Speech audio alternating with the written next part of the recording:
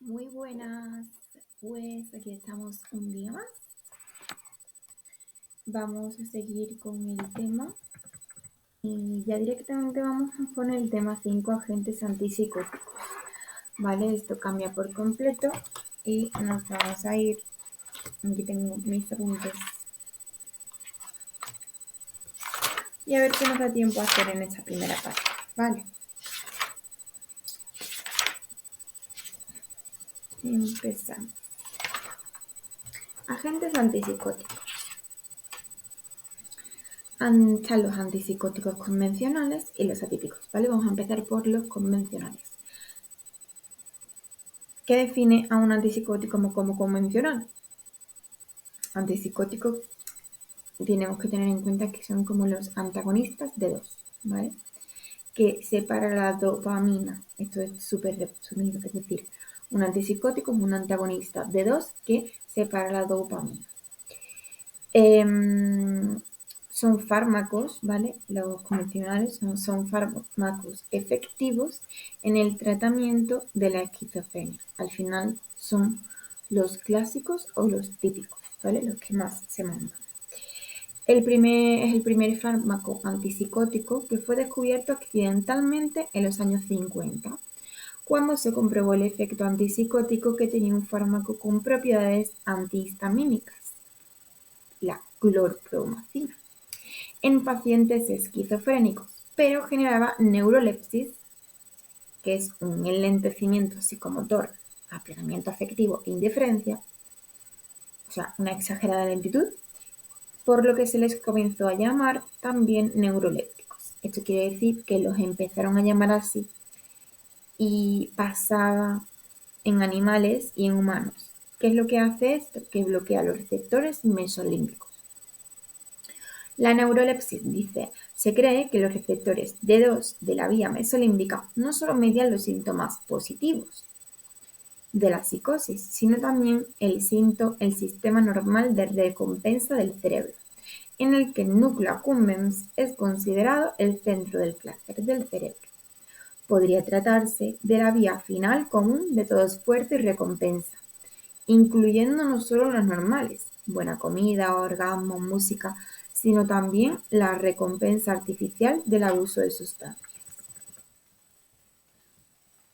Si estos receptores son bloqueados, no solo se reducen los síntomas positivos, sino también los mecanismos de recompensa, dejando a los pacientes apáticos, anhedónicos, faltos de motivación y con interés reducido por actividades de ocio e interacción social, un estado muy similar al producido por los síntomas negativos de la esquizofrenia.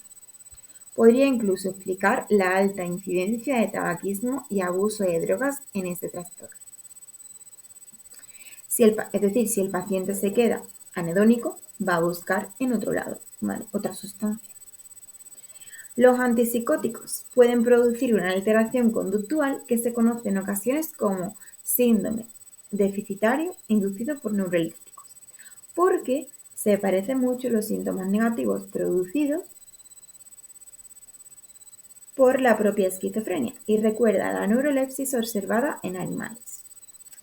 Vale, aquí tenemos un cuadro que son los antipsicóticos convencionales en uso de hoy en día, que bueno, que esto no entra, ¿vale? Pero bueno, para que sepamos un poquito, pues tenemos la clorpromacina, que provoca la neurolepsis, ¿vale?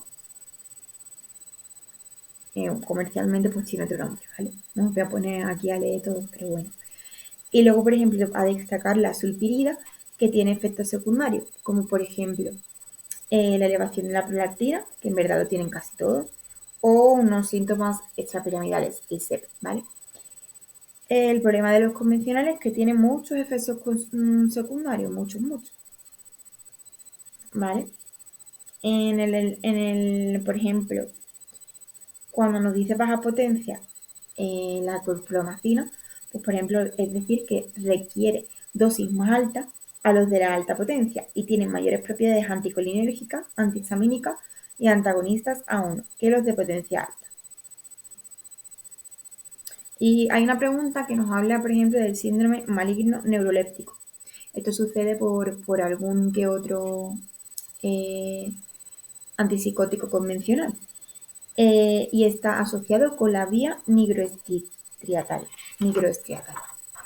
Vale. Nos vamos a la siguiente página y nos habla del antagonismo del receptor D2 que define a un antipsicótico como convencional. Lo que hemos dicho antes, un antipsicótico convencional, acordamos, es un antagonista D2 con efectos secundarios. Los antipsicóticos convencionales, también llamados típicos o de primera generación, comparten la propiedad farmacológica de ser antagonistas D2, lo cual no solo es responsable de su eficacia antipsicótica, sino también de otros muchos efectos secundarios. Los efectos terapéuticos de los antipsicóticos convencionales son debidos hipotéticamente al bloqueo de los receptores D2, específicamente en la vía mesolímbica de la dopamina. Esto ocasiona una reducción de la hiperactividad en esta vía, lo cual se postula como la causa de los síntomas positivos de la esquizofrenia. Es decir, si hay un bloqueo, se reduce. Y cuando hay una hiperactividad, pues hay una reducción de los síntomas positivos. Nos quedamos un poco con ese resumen. Desafortunadamente, para bloquear un número adecuado de receptores D2 en la vía mesolímbica dopaminérgica, para reprimir los síntomas positivos, hay que bloquear simultáneamente el mismo número de receptores D2 por todo el cerebro, y esto provoca efectos secundarios no deseados. Es decir, al final, mucho bloqueo da efectos secundarios. Nos habla umbrales hipotéticos para los efectos de los fármacos antipsicóticos convencionales. Nos dice, todos los antipsicóticos conocidos se unen al receptor de dopamina 2 y es el grado de unión lo que determina la experimentación de efectos terapéuticos y o de efectos secundarios.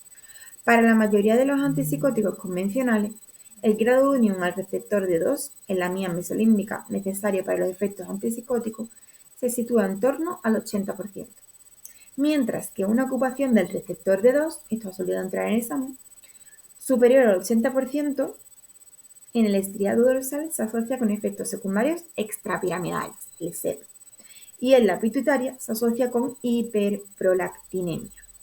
Es decir, el problema es que da SEP o hiperprolactinemia, pero si me paso, pues no, si me paso siempre me va a dar problemas, ¿vale? Para los antipsicóticos convencionales, antagonistas de D2 puros, se asume un bloqueo del mismo número de receptores D2 en todas las áreas del cerebro. Así, existe un estrecho margen entre el umbral para la eficacia antipsicótica y el umbral para efectos secundarios en términos de unión a D2. Vía dopaminérgica, mesocortical y antagonistas de D2. Mesocortical, que era negativo, ¿verdad? Negativo cognitivo. Y antagonistas de D2, en este caso, son antipsicóticos convencionales. En la esquizofrenia no tratada, las vías dopaminérgicas mesocorticales al córtex prefrontal dorsolateral y prefrontal ventromedial, dorsolateral, que era a mi ladito, cognitivo, y ventromedial, vente conmigo, era afectivo. Lo que estábamos hablando, ¿no? Se supone que están hipoactivas. Hipoactivas es que tienen menos actividad. Esta hipoactividad está relacionada con los síntomas cognitivos en el dorso lateral, negativos en ambos y afectivos ventromedial de la esquizofrenia. Por la administración de antagonistas D2, de antipsicóticos atípicos o convencionales, podría reducir aún más esa actividad en esta vía y por tanto no solo no mejorar, sino empeorar los síntomas. Vía dopaminérgica nigroestriatal y antagonistas D2. La vía dopaminérgica nigroestriatal no está en teoría afectada a la esquizofrenia. Sin embargo, el bloqueo de receptores D2, como ocurre en los antipsicóticos convencionales, impide que la dopamina se una en esa localización y puede ocasionar efectos secundarios motores que son a menudo denominados de forma genérica síntomas extrapiramidales, SEP, ¿vale? Esto entra y bueno, otra vez lo estoy repitiendo lo mismo. Disquinesia tardía. El bloqueo a largo plazo de los receptores D2 en la vía dopaminérgica nigroestriatal puede ocasionar una regulación del alza de estos receptores, lo cual puede conducir a una situación motora de hiperquinesia. Hiperquinesia es como cuando tu cuerpo está como medio bailando, conocida como disquinesia tardía, que está caracterizada por movimientos faciales y linguales, como puede ser como la sensación de que parece que está mascando chicle, profusiones linguales, muecas, masticación, así como movimientos rápidos o espasmódicos. Esta regulación al alza puede ser una consecuencia de un intento inútil por parte de la neurona de superar el bloqueo. ¿Qué bloqueo? El de los receptores dopaminérgicos inducido por los medicamentos. ¿Vale? Es importante saber, como pregunta de examen, que siempre nos dice, los antipsicóticos producen disquinesia tardía. ¿Qué produce eso? Pues un bloqueo, ¿vale? Un 5% de los pacientes que siguen tratamiento con antipsicóticos convencionales desarrollan disquinesia tardía cada año, 25% a los 5 años. El riesgo de desarrollo de disquinesia tardía en sujetos ancianos llega al 25% dentro del primer año de exposición al antipsicótico. Si el bloqueo de los receptores de 2 se retira lo suficientemente pronto, la disquinesia puede revertir debido a un reajuste de estos receptores, pero después de mucho tiempo de tratamiento, los receptores no pueden volver a la normalidad. El riesgo de aparición de la disquinesia tardía puede disminuir considerablemente después de 15 años de tratamiento con antipsicóticos convencionales, porque los pacientes que no la han desarrollado en ese tiempo tienen menos factores de riesgo genético. Y aquí nos aparece el síndrome maligno neuroléptico, que ya os lo dije en la anterior página, que es una rigidez muscular extrema, fiebre alta, coma e incluso la muerte. Importante, otra pregunta de examen, pues dice, los antipsicóticos convencionales que causan menos síntomas extrapiramidales son los que tienen propiedades anticolinérgicas fuertes. Vía dopaminérgica tuberoinfundibular y antagonistas de 2.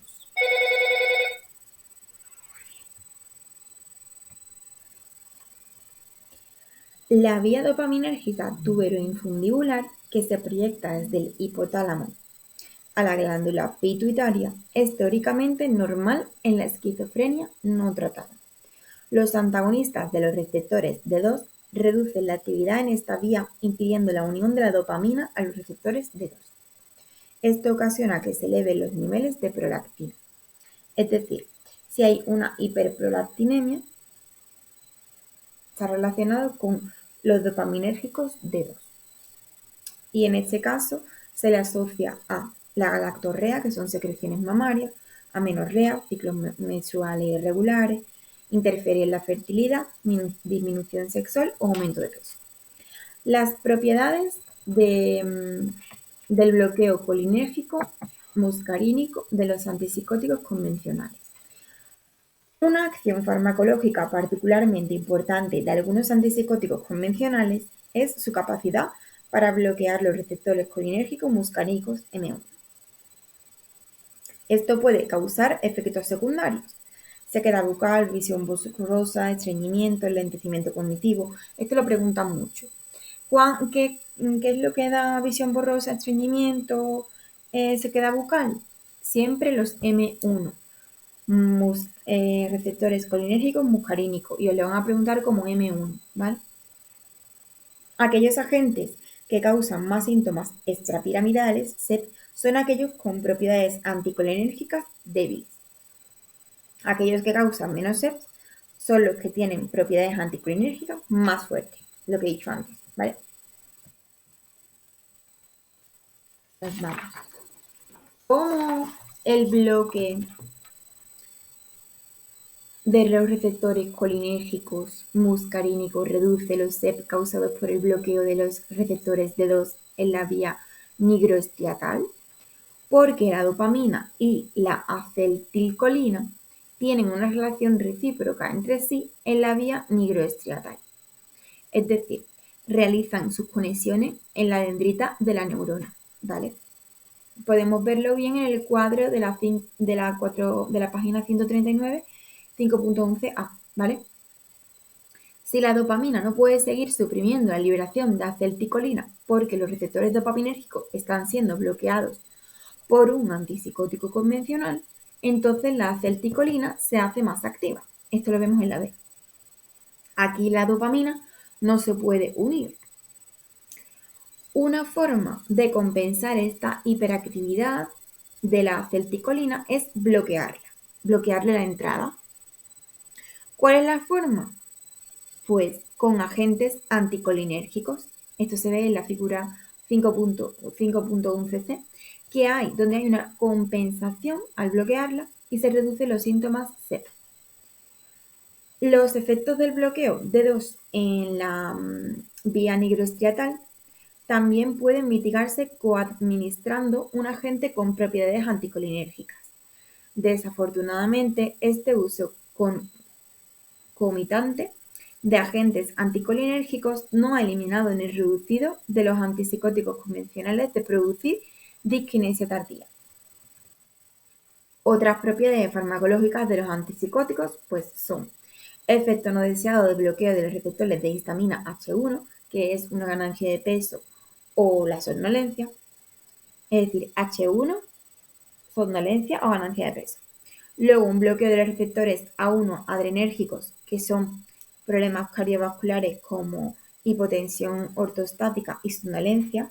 Y ahora dices que la hipotensión ortostática, pues es una caída de la presión arterial sanguínea, donde una gran cantidad de sangre se acumula en las piernas, impidiendo que la cantidad normal de sangre regrese al corazón o al cerebro. Con esto se produce una disminución momentánea del flujo sanguíneo al cerebro y la persona puede llegar a desmayarse. Entonces, seguimos. Luego nos dice otra propiedad farmacológica de los antipsicóticos, pues nos habla del haloperidol, ¿no? Que tiene al final poca acción de unión anticolinérgica o antihistamínica. O la clorpromazina, que tiene una potente acción de unión anticolinérgica y antihistamínica. Es decir, el haloperidol tiene poca y la clorpromazina tiene mucha acción anticolinérgica y antihistamínica. Acordamos que el alfa 1 son problemas cardiovasculares, esto lo preguntan en examen. H1, ganancia de peso o somnolencia. A1, problemas cardiovasculares. Importante, recordamos, los típicos son los de la primera generación y los atípicos son los de segunda generación.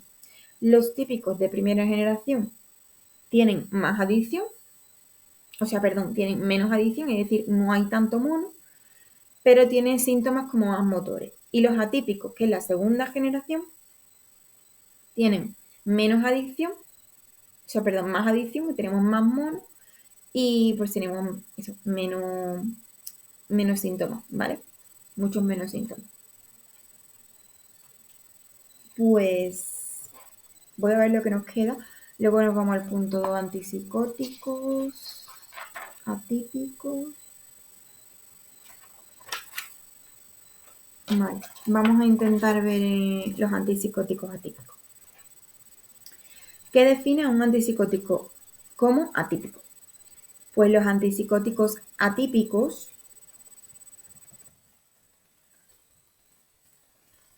tienen acciones antipsicóticas equivalentes como SEP reducidos y menos hiperprolactinemia respecto a los convencionales. Es decir, estos se corrigen porque los típicos se alteraban, ¿vale? En los típicos se alteraban.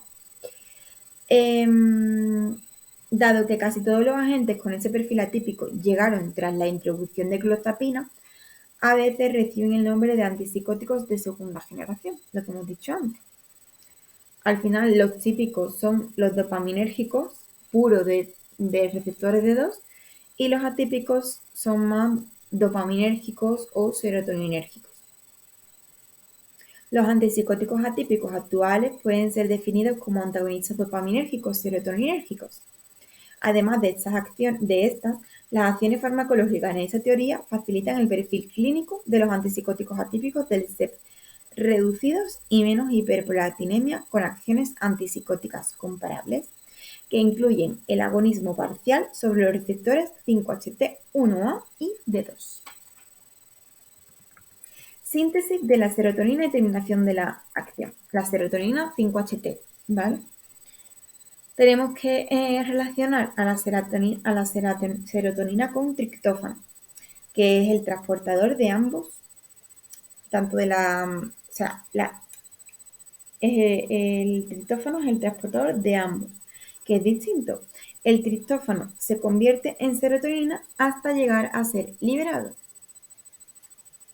Los antipsicóticos atípicos tienen acciones antipsicóticas equivalentes a las de los convencionales o típicos, pero menor incidencia de los síntomas SEP. Primero, ¿vale? Importante que miréis la página 142 y la página 143 del libro, el cuadro 5.13 y 5.14, que nos dice que el triptófano ya sabemos que pasa a serotonina, 5-HT, pero antes pasa con un transportador que es el TRY-OH, luego pasa a AADC y luego pasa a 5-HT, ¿vale? Tiene su demás. Importante pregunta examen. La 5-HT, que es la serotonina, es terminada por las enzimas MAO-A y MAO-B fuera de la neurona y por la MAO-B dentro de la neurona, cuando está en concentraciones elevadas. Es decir, MAO-A o MAO-B es cuando está fuera y solo MAO-B cuando está dentro. Pregunta examen.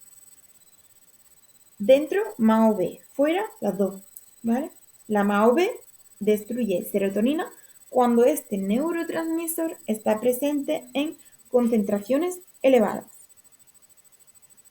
Es decir, cuando hay MAO-B dentro de la serotonina, hay concentraciones elevadas. Es lo que calcamos. Receptores 5-HT2A. Estos son todos los posinápticos. Todos. La clave para comprender por qué determinados antipsicóticos son atípicos reside en la comprensión de la farmacología de los receptores 5-HT2A y la relevancia de lo que ocurre cuando son bloqueados por antipsicóticos atípicos. Los receptores 5-HT1A corticales también regulan la liberación posterior de dopamina. Los receptores 5-HT2A en otras zonas del cerebro también suponen un freno para la liberación de dopamina en el estriado, es decir, los receptores 5-HT2A son frenos y los 5-HT1A no es freno, simplemente regula la liberación, pero los 5-HT2A son frenos, ¿vale? Para liberar la dopamina. Importante vernos el 5.16A, el B y el C, ¿vale? Si bloqueo, freno. Antipsicótico pasa a antagonista. ¿Se reduce la liberación de glutamato? No sé. Si se reduce la liberación de glutamato, no se libera el GABA inhibitorio. Y si... es que esto está súper bien en este cuadro, ¿vale? Es decir, si el receptor 5-HT2A estimulamos el receptor en la corteza, ¿vale? Reduce la dopamina y bloquea, en ese caso, el 2A bloquea el receptor. Si bloquea el receptor, aumenta la dopamina y si estimula el receptor 2A, reduce la dopamina. Esto es la corteza. Si hablamos del 1A, en el caso de la dopamina, si estimulamos ese receptor, aumenta y si estimulamos el otro, no se puede, porque no hay, ¿vale? Es imposible. Y luego, en relación a la sustancia negra, el estriado o el RAFE, si estimulamos el 5-HT2A en la sustancia negra y en el estriado, la dopamina se reduce, pero si lo bloqueamos, la dopamina aumenta. Y en el RAFE, si le estimulamos el receptor 5-HT1A, la dopamina aumenta y no podemos bloquear. Entonces, lo contrario, ¿vale? Esto es súper importante que os veáis los dibujos del libro porque os van a ayudar un montón más, ¿vale? En todas estas figuras. Entonces, el antagonista del receptor 5-HT2A teóricamente hace que un antipsicótico sea atípico, es decir, que tiene los CEP reducidos. Si tenemos el 5-HT2A y hace que un antipsicótico sea reducido, es decir, estamos cortando ese cable de freno del que hablaba antes y se libera la dopamina porque no hay serotonina que lo impide.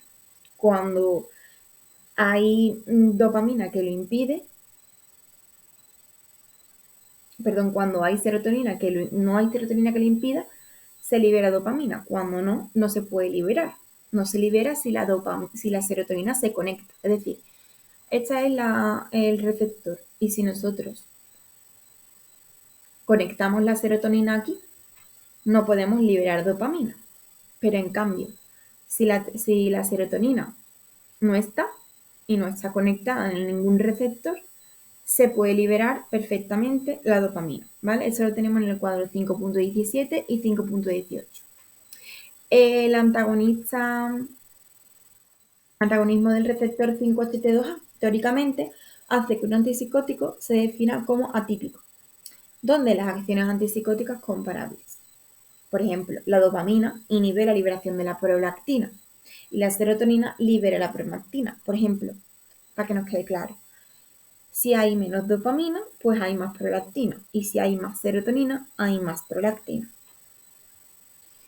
Cuando tenemos un bloqueo del receptor D2, es decir, de un antipsicótico, esto da lugar a que la prolactina aumente. Bloqueo del receptor D2, la prolactina aumenta. Bloqueo del receptor D2 más bloqueo de 5-HT2A, no hay tanta prolactina. ¿Vale? La constitución de una ventana terapéutica nos dice: todos los antipsicóticos conocidos se unen al receptor D2 y el grado de unión determina la experimentación de efectos terapéuticos y o efectos secundarios. Para la mayoría de los antipsicóticos atípicos, tener una ocupación del receptor D2 superior al 80% provoca en la vía mesolímbica efectos terapéuticos, en el estriado dorsal CEP, en la pituitaria hiperprolactinemia. Los antipsicóticos convencionales bloquean el mismo número de receptores D2 en todas las áreas del cerebro, pero los atípicos pueden reducir la cantidad de antagonismo E2 en el estriado dorsal y en la pituitaria, pero no en el área límbica. Así, puedo conseguir que haya un 80% en la vía mesolímbica, pero un 60% en el estriado dorsal y en la pituitaria. Por tanto, el fármaco es solo atípico en la ventana de dosificación, que se crea por el hecho de que los antipsicóticos atípicos casi siempre tienen una afinidad superior a los receptores 5-HT2A que a los receptores D2. Por eso se crea esta ventana para todo esto. Es decir, se crea para que los antipsicóticos atípicos, los que son más buenos y tienen más monos porque tienen menos efectos secundarios, casi siempre tienen una afinidad superior a los receptores 5-HT2A que a los receptores D2. Y aquí la figura 5.24 no entra, ¿vale? Importante relacionar para el examen en preguntas que la pituitaria, cuando nos habla de pituitario, es la hiperprolactinemia. Hiperprolactinemia pituitaria. Luego, la vía tuberoinfundibular está conectada con los antagonistas de receptores D2 que impiden la unión de la dopamina con los receptores D2. ¿Y esto qué hace? Pues que se elevan los niveles de prolactina, ¿vale?